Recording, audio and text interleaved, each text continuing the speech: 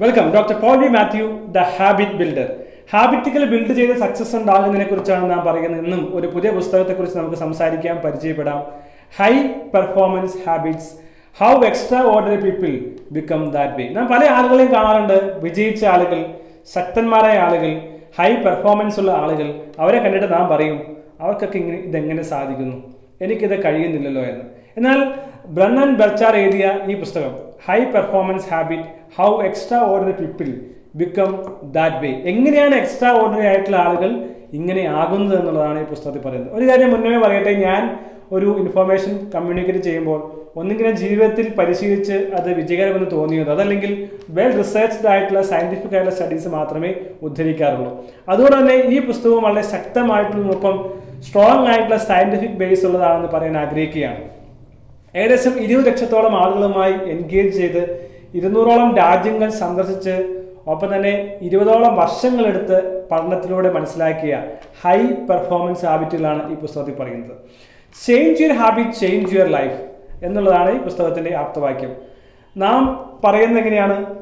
ചെറിയ ശീലങ്ങളിലൂടെ വലിയ വിജയത്തിലേക്ക്. ഇപ്പോൾ പലപ്പോഴും പറയാറുണ്ട്, idea can change your life. ഒരു ടെലികോം കമ്പനിയുടെ ക്യാപ്ഷൻ അല്ലെങ്കിൽ ടാഗ് ലൈൻ ആണത്.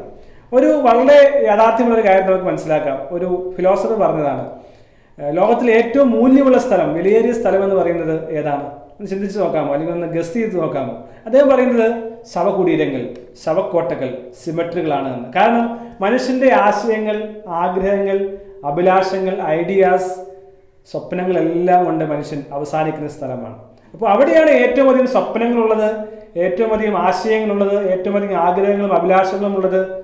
പലതും പലതും പലതും നടക്കാത്ത സ്വപ്നങ്ങൾ. അങ്ങനെ സ്വപ്നങ്ങൾ നിറഞ്ഞിരിക്കുന്ന ഒരു സ്ഥലമാണ് ശവകുടീരങ്ങൾ, അല്ലെങ്കിൽ സിമെട്രികൾ, ടൂംബ് എന്നെല്ലാം പറയാറുണ്ട്. അപ്പോൾ നമ്മുടെ ജീവിതത്തിൽ ധാരാളം സ്വപ്നങ്ങളുണ്ടാകും,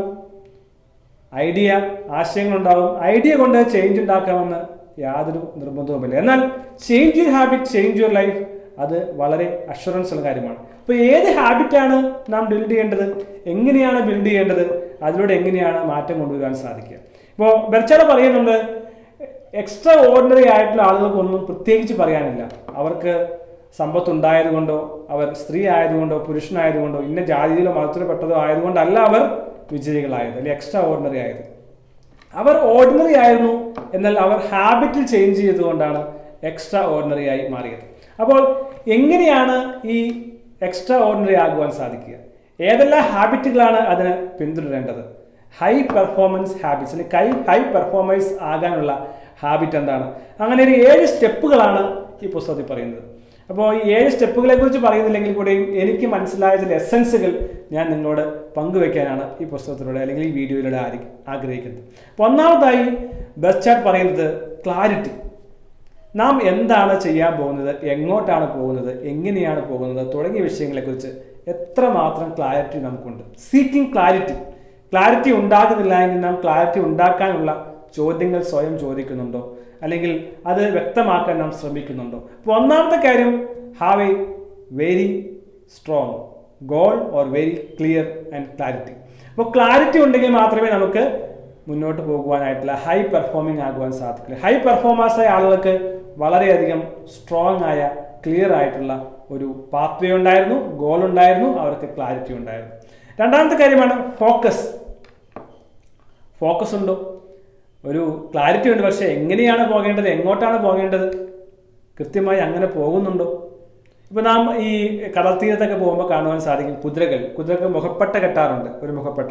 അതല്ലെങ്കിൽ ഇപ്പോൾ ഗംഗാ തീരങ്ങളിലൊക്കെ പോകുമ്പോൾ ഞാൻ പലപ്പോഴും കണ്ടിട്ടുണ്ട് ധാരാളം കുതിരകളും കഴുതകളും, മനുഷ്യരെ വഹിച്ചുകൊണ്ട് പോകുന്ന കുതിരകളും ഭാരം ചുമന്നുകൊണ്ട് പോകുന്ന കഴുതകൾക്കുമൊക്കെ മുഖപ്പട്ട കെട്ടുന്നത്. കാരണം ആ ലക്ഷ്യത്തിലേക്ക് മാത്രമേ പോകാൻ സാധിക്കുകയുള്ളൂ. ഇപ്പോൾ ഫോക്കസ് ഉണ്ടാകുക എന്നുള്ളത്, ഒരു കാര്യം ലക്ഷ്യം വെച്ചോ, ലക്ഷ്യത്തിന് വേണ്ടി മാത്രം കൃത്യമായി ഫോക്കസ്ഡായി മുന്നോട്ട് പോകുന്നവരാണ് ഹൈ പെർഫോമൻസ് ഹാബിറ്റ് എന്ന് പറയുന്നത്. അപ്പോൾ അതിനൊരു വളരെ മനോഹരമായ ടേം അദ്ദേഹം ഇവിടെ ഉപയോഗിച്ചിട്ടുണ്ട്, ട്രാൻസിഷൻ. എക്സിസ്റ്റിംഗ് സ്റ്റേജിൽ നിന്ന് പുതിയ സ്റ്റേജിലേക്ക് ട്രാൻസിഷൻ സംഭവിക്കുക. ഇപ്പോൾ ഒരു ഉദാഹരണം പറയുന്നത്, സിലിക്കൺ വാലിയിൽ CEO വളരെ ടെൻഷനുള്ള ആളാണ്. ജോലി കഴിഞ്ഞ് വീട്ടിൽ നിന്ന് വന്നാലും അദ്ദേഹത്തിന് ഒരു സ്വസ്ഥതയുമില്ല, കുടുംബമായി സ്പെൻഡ് ചെയ്യാൻ സാധിക്കുന്നില്ല, സമയം സ്പെൻഡ് ചെയ്യാൻ സാധിക്കുന്നില്ല, റിലാക്സ്ഡ് ആകാൻ സാധിക്കുന്നില്ല, ഫുൾ ടെൻഷനാണ്. അപ്പോൾ ആ ടെൻഷനെ ഇൻറ്റൻഷനായി ട്രാൻസ്ഫോം ചെയ്യുക, അല്ലെങ്കിൽ ട്രാൻസിഷൻ സംഭവിക്കുക. തീർച്ചയായും ജീവിതത്തിൽ ട്രാൻസിഷൻസ് ആവശ്യമാണ്. നാം ഒരേപോലെ രീതിയിൽ മുന്നോട്ട് പോയ ശേഷം പുതിയ മാറ്റങ്ങളിൽ പുതിയ റിസൾട്ട്സ് ഉണ്ടാക്കാൻ സാധിക്കില്ല. അതുകൊണ്ട് നമ്മൾ ഡിഫറെൻ്റായി ട്രാൻസിഷൻ കൊണ്ടുവരുവാൻ, മാറ്റം കൊണ്ടുവരുവാൻ സാധിക്കണം. അപ്പോൾ ഫോക്കസ്ഡ് ആയിട്ട് ആൾക്ക് ഫോക്കസ് ഇല്ല എങ്കിൽ ഫോക്കസ് ആകാനുള്ള ട്രാൻസിഷൻ മെഷേഴ്സ് അല്ലെങ്കിൽ അത്തരം എക്സ്പീരിയൻസസും സ്റ്റോറീസും എല്ലാം ഈ പുസ്തകം നമുക്ക് വായിക്കുവാൻ സാധിക്കും. അപ്പോൾ മൂന്നാമത്തെ കാര്യം കൂടി നാം മനസ്സിലാക്കാൻ എനിക്ക് തോന്നുന്നു വളരെ പ്രധാനപ്പെട്ട കാര്യമാണ്. മൂന്നാമത്തെ കാര്യം ആക്ഷൻ. നമുക്ക് ക്ലാരിറ്റി ഉണ്ട്, ഫോക്കസ് ഉണ്ട്, പക്ഷേ എന്ത് ആക്ഷനാണ് നമ്മുടെ പെർഫോമൻസിലേക്ക് എത്തുവാൻ, ലക്ഷ്യത്തിലേക്ക് എത്തുവാൻ നാം ചെയ്യുന്നതെന്ന് തീർച്ചയായും ചിന്തിക്കേണ്ടത് ആവശ്യമാണ്. അപ്പോൾ ആക്ഷൻ എന്ന് പറയുമ്പോൾ ഡു ഡിഫറെൻ്റ്ലി എന്ന് പറയുന്നുണ്ട്. ഇപ്പോൾ നമ്മൾ ഡിഫറെൻ്റായ കാര്യമൊന്നും ചെയ്യേണ്ട ആവശ്യമില്ല, മറ്റുള്ളവർ ചെയ്യുന്ന കാര്യങ്ങളായിരിക്കും, പക്ഷേ അതിൻ്റെ വേ ഡിഫറെൻ്റ് ആയിരിക്കും. അപ്പോൾ ഡു ഡിഫറെൻ്റ്ലി എന്ന് പറയുന്നു. മാത്രമല്ല ഡെലിബറേറ്റ് ഹാബിറ്റുകളെല്ലാം നമ്മൾ നേരത്തെ പറഞ്ഞതുപോലെ mini habits, tiny habits, small habits, atomic habits, ഇതെല്ലാം ചെറിയ ശീലങ്ങളിലൂടെ ആരംഭിക്കേണ്ടതാണ്. അതിന് ഡെലിബറേറ്റ് അറ്റംപ്റ്റ് ആവശ്യമാണ്, ഇൻറ്റൻഷണൽ എഫേർട്ട് ആവശ്യമാണ്. നമ്മൾ പറയാറുള്ള ക്യൂ, റൂട്ടീൻ, റിവാർഡ് എന്ന് പറയുന്നത് പോലെ തന്നെ ഇൻറ്റൻഷണൽ ആയിട്ട് ഡെലിബറേറ്റ് ആയിട്ടുള്ള അറ്റംപ്റ്റ് അല്ലെങ്കിൽ ആക്ഷൻ നമുക്ക് ഹാബിറ്റ് ബിൽഡ് ചെയ്യാൻ ആവശ്യമാണ്. Consistent practice. ഒരു കാര്യം ചെയ്യാൻ ആരംഭിച്ചു, ഒരു ദിവസം ചെയ്തു, 2 ദിവസം ചെയ്തു, 3-ാം ദിവസമായപ്പോൾ സമയം കുറഞ്ഞു, പിന്നീട് നാം സ്ലോ ആയി മാറുന്നു. പോരാ, കൺസിസ്റ്റന്റ് ആയി, റിപ്പീറ്റഡ് ആയി, കണ്ടിന്യൂസ് ആയി നാം ആക്ഷൻ ചെയ്യാൻ തയ്യാറാകണം. അപ്പോൾ കണ്ടിന്യൂസ് ആയ പ്രാക്ടീസ് അതാണ് നമ്മെ പെർഫെക്ഷനിലേക്ക് കൊണ്ടുവരുന്നത് അല്ലെങ്കിൽ സക്സസിലേക്ക് കൊണ്ടുവരുന്നത്. അപ്പോൾ ആക്ഷൻ എന്നുള്ള കാര്യം തീർച്ചയായും പ്രധാനപ്പെട്ട കാര്യമാണ്. ഇനി അതിനകത്ത് തന്നെ നാം മനസ്സിലാക്കേണ്ട കാര്യമാണ് എനർജി. നമുക്ക് ശക്തമായ കാര്യങ്ങൾ ചെയ്യാൻ നല്ല എനർജി വേണം. അത് മനസ്സിനും എനർജി വേണം, ശരീരത്തിനും എനർജി വേണം. അപ്പോൾ നാം കഴിക്കുന്ന ആഹാരങ്ങൾ, നമ്മുടെ ആഹാര രീതികൾ, നാം ചിന്തിക്കുന്ന കാര്യങ്ങൾ, ഇതെല്ലാം പ്രധാനപ്പെട്ട കാര്യമാണ്. പോസിറ്റീവായിട്ടുള്ള കാര്യങ്ങൾ ചിന്തിക്കുന്നത്, മൈൻഡ്ഫുൾനെസ് ഉണ്ടാക്കുന്നത്, ഫിറ്റ്നസ്സിനുള്ള ആഹാരങ്ങൾ കഴിക്കുന്നത്, എക്സസൈസ് ചെയ്യുന്നത്, ഇങ്ങനെ ഫിസിക്കൽ ആൻഡ് മെൻ്റൽ എനർജി അല്ലെങ്കിൽ ഫിറ്റ്നസ് അല്ലെങ്കിൽ വെൽനെസ് ഉണ്ടാകേണ്ടത് ആവശ്യമാണ്. അപ്പോൾ ഈ ഹൈ പെർഫോമിംഗ് ആയിട്ടുള്ള ആളുകളുടെ ഹൈ പെർഫോമൻസിൽ ഒന്നാണ് ആക്ഷൻ ചെയ്യുക.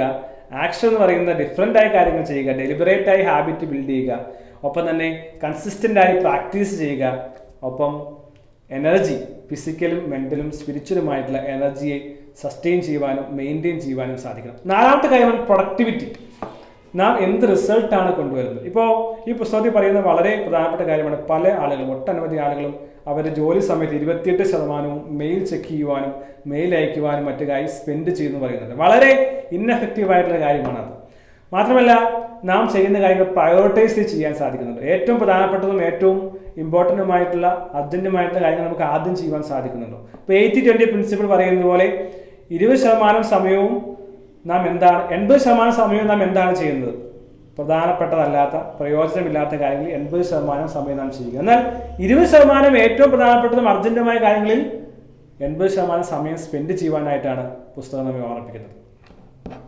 എന്ത് ഔട്ട്പുട്ടാണ് നാം ഉണ്ടാക്കിയത്? നാം ഓരോ ദിവസവും പ്രോഗ്രസ് ഉണ്ടാക്കുന്നുണ്ടോ, ഇംപ്രൂവ്മെന്റ് ഉണ്ടാക്കുന്നുണ്ടോ? നമ്മുടെ റിസൾട്ട് മെഷർ ചെയ്യുമ്പോൾ, പെർഫോമൻസ് മെഷർ ചെയ്യുമ്പോൾ നമുക്ക് പുരോഗതി ഉണ്ടോ എന്ന് തീർച്ചയായും മനസ്സിലാക്കേണ്ടത് ആവശ്യമാണ്. 5-ാമത്തെ കാര്യം ഇൻഫ്ലുവൻസേഴ്സായി മാറുക.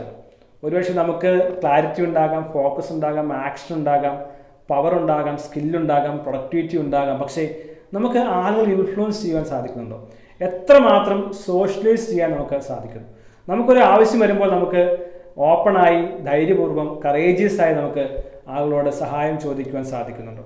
അപ്പോൾ അപ്രകാരം ഒരു ഇൻഫ്ലുവൻഷ്യലായ വ്യക്തിത്വമായി മാറുവാൻ നമുക്ക് സാധിക്കണം. ഈ പവർഫുൾ ആയിട്ടുള്ള ഹാബിറ്റ് ഉള്ളവരുടെ ഒരു ഹാബിറ്റാണ് ഇൻഫ്ലുവൻസേഴ്സായി മാറുക എന്നുള്ളത്.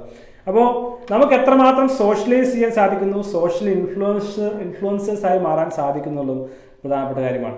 ഇനി 6-ാമത്തെ കാര്യമാണ് ഗിവിങ് മെൻറ്റാലിറ്റി. മറ്റുള്ളവർക്ക് കൊടുക്കുവാൻ സാധിക്കുക, അല്ലെങ്കിൽ മറ്റുള്ളവരെ സഹായിക്കാൻ ഹെൽപ്പ് ചെയ്യാൻ സാധിക്കുക. ഈ 6 കാര്യങ്ങൾ അല്ലെങ്കിൽ ഈ 6 ഹാബിറ്റുകൾ ഹൈ പെർഫോമിംഗ് ആയിട്ടുള്ള ആളുകൾക്ക് ഉള്ളതാണ്. നാം ഈ ശീലങ്ങൾ കൊണ്ടുവരുന്നുവെങ്കിൽ, ഈ ഹാബിറ്റുകൾ കൊണ്ടുവരുന്നെങ്കിൽ നമുക്ക് വിജയം കൊണ്ടുവരുവാൻ സാധിക്കും, ഹൈ പെർഫോമൻസ് ആകുവാൻ സാധിക്കും.